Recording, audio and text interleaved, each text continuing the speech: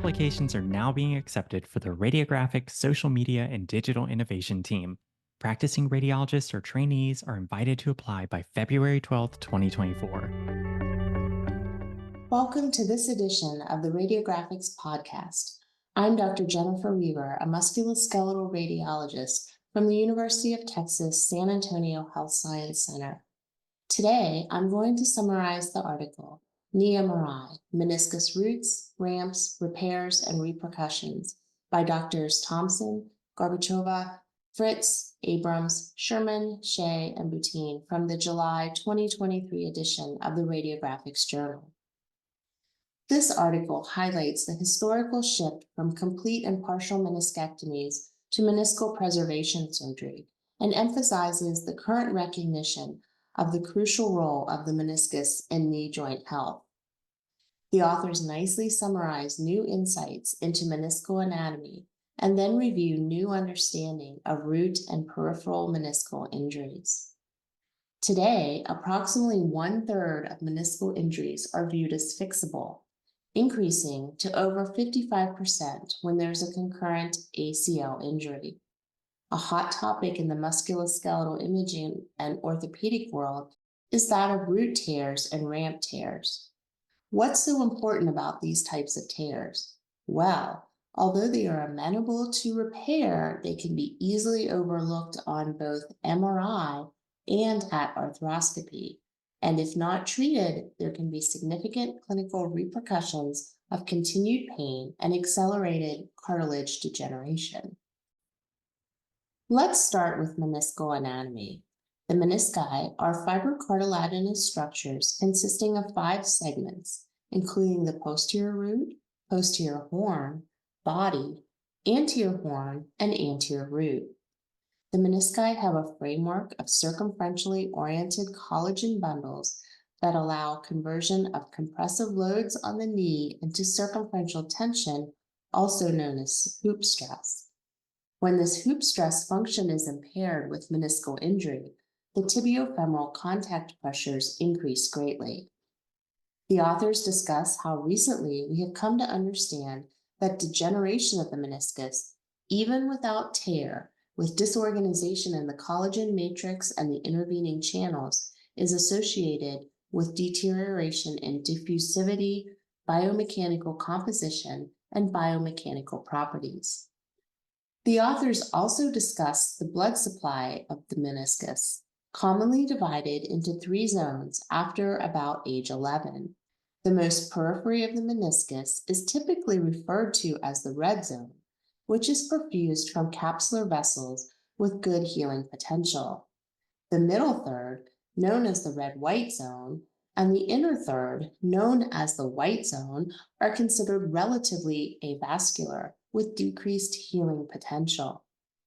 The authors describe how recent investigations tell us that the meniscus of younger adults may have better vascularity than what was previously thought, with a recent study showing blood vessels in all 3 zones of the meniscus, including the white zone. The microvascular density of the meniscus is so important because it is associated with healing potential.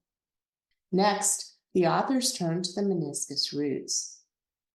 What is the meniscus root? The meniscus roots anchor the anterior and posterior horns to the central tibial plateau. These roots have significant biomechanical importance. When disrupted, such as in a root tear, hoop stress is lost. This leads to meniscus extrusion, elevated tibiofemoral contact pressures, and biomechanical overload, potentially causing accelerated chondrosis or subchondral stress fractures. A root tear can be biomechanically equivalent to a total meniscectomy. This severe disruption is strongly linked to osteoarthritis progression, often necessitating a total knee arthroplasty. Anatomically, the root footprints are located at the central tibial plateau near the cruciate ligament footprints. Importantly, the roots are well vascularized, favoring surgical repair. Meniscus root injuries are defined as either a tear within 1 centimeter of the root attachment or an avulsion at the root attachment. Root injuries most commonly involve the posterior roots, with the medial root injured more commonly than the lateral. Posterior root tears of the medial meniscus are more common in women, in those older than age 50 years, and in those with an elevated BMI, and often occur without a high energy trauma. Posterior root tears of the lateral meniscus are more common in patients under age 35 and in those patients with a normal BMI, and are associated with acute traumatic ligament injuries, including the ACL in up to 80% of patients. How do we diagnose root tears on MRI? Intrasubstance signal intensity in the root that does not contact the meniscus surface is considered degeneration. Abnormal signal intensity abutting the articular surface on two images or morphologic deformity in an unoperated meniscus is considered a tear. The roots may normally have a striated appearance, increased signal intensity, and a flattened or fan-like morphology. So what else can help us diagnose these injuries? On sagittal image, the ghost sign, a hyperintense white signal intensity resulting in the disappearance of the normal low signal intensity meniscal tissue, suggests root injury. On axial images, the radial defect sign, a radially oriented linear hyperintense signal, is helpful. And finally, on coronal images, the cleft sign, a vertically oriented linear or cleft-like hyperintense signal, suggests tear. Secondary findings associated with root tears may also be helpful. For medial meniscus root tears, we look for three signs. First, extrusion with displacement of the mid-body segment 3 millimeters or more beyond the tibial plateau cartilage on the coronal images. Second, the posterior shiny corner sign, which is subcortical bone marrow edema-like signal intensity deep to the root anchor in the posterior medial tibial plateau. And third, subchondral insufficiency fracture at the mid-medial femoral condyle. For lateral meniscus posterior root injuries, the most important secondary finding is the deep lateral femoral notch sign, as these root tears are associated with almost 40% of ACL injuries that cause this type of impaction injury. The sensitivity and specificity of MRI for detecting injury of the posterior roots is lower in most studies than that of detecting injury elsewhere in the menisci. However, this may improve with increased knowledge of these injury types. Potential pitfalls in evaluating the meniscal roots include typical MRI artifacts such as volume averaging, as well as anatomic variance. One should be careful to note that the meniscofemoral ligaments can result in a false positive diagnosis at the posterior root region of the lateral meniscus, and should remember that a true tear can be diagnosed when a cleft between the meniscofemoral ligament and the posterior horn extends more than 14 millimeters lateral to the PCL. One should also remember that isolated anterior root tears are uncommon and that many anatomic variants exist in this region. How are root tears classified? Laprade describes 5 types of root injuries. Type 1 is a stable partial root tear. Type 2 is a complete radial tear and is most common, about 68% of the injuries. Type 3 is a complete root tear with a bucket handle tear. Type 4 is a complete root tear with a complex oblique or longitudinal tear. Type 5 is an avulsion fracture at the root attachment. In the lateral meniscus, the meniscofemoral ligaments can help stabilize the posterior horn by maintaining hoop stress, and as such, the integrity of these ligaments should be assessed when a root tear is present. How are these root tears treated? Root tears often undergo surgical repair in symptomatic young adults without severe arthritis. typically using a transtibial pull-out technique.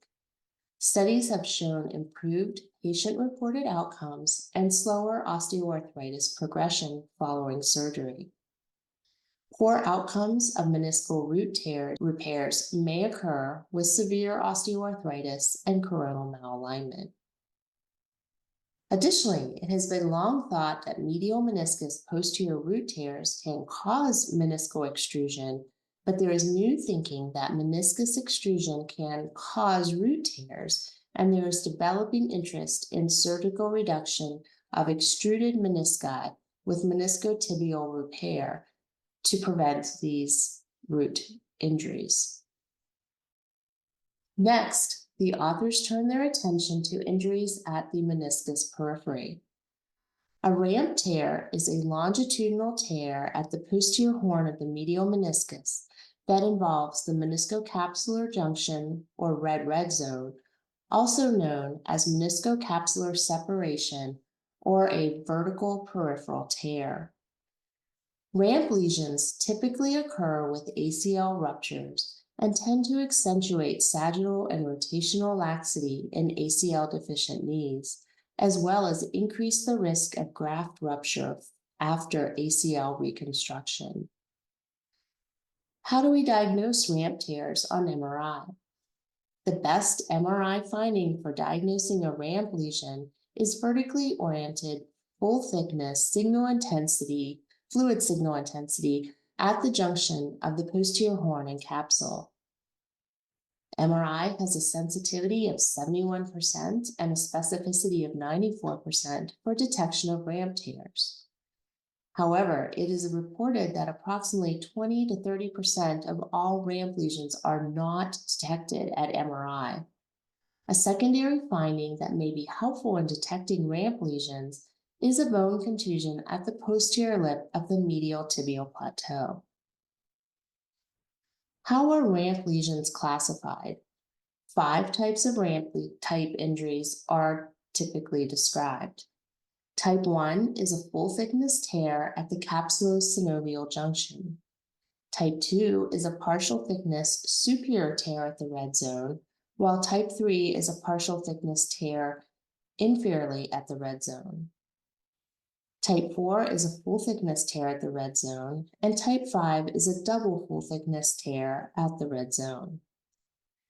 Ramp lesions can be overlooked not only on MRI, but also on arthroscopy, as the medial meniscus meniscocapsular junction region can be technically difficult to examine through a standard intercondylar notch portal, and this area is not routinely expected.